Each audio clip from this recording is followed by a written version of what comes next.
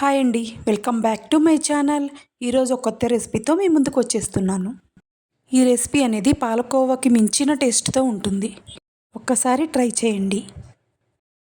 ఒక ప్యాన్ తీసుకొని అందులో 1 కప్పు శనగపప్పు తీసుకోవాలి. ఈ శనగపప్పు అనేది పచ్చివాసన పోయేదాకా సిమ్లో వేయించుకోవాలి.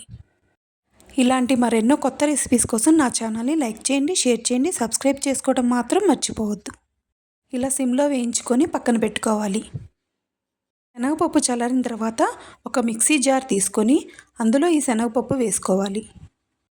మనం 1 కప్పు శనగపప్పు తీసుకున్నాం కాబట్టి 1 కప్పుకి అరకప్పు పంచదార వేసుకోవాలి. 1 కప్పు శనగపప్పు, అరకప్పు పంచదార వేసుకొని 2 యాలకులు వేసుకొని బాగా గ్రైండ్ చేసుకోవాలి. బరక ఏమీ లేకుండా మెత్తగా గ్రైండ్ చేసుకోవాలి. ఇలా గ్రైండ్ చేసి పక్కన పెట్టుకోవాలి.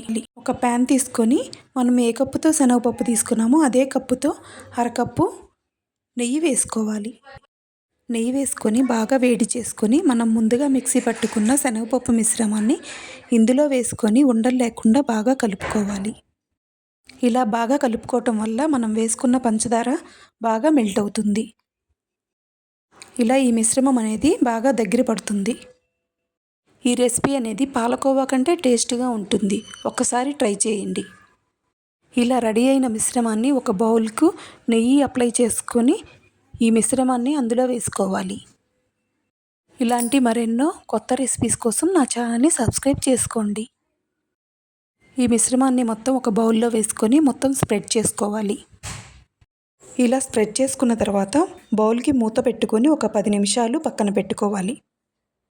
ఇలా పక్కన పెట్టుకున్న తర్వాత అవి పీసెస్లా కట్ చేసుకోవాలి.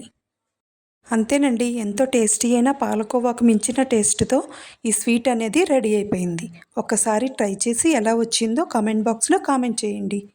Thank you for watching. ఇలాంటి మరెన్నో వీడియోస్ కోసం నా ఛానల్ని సబ్స్క్రైబ్ చేసుకోండి.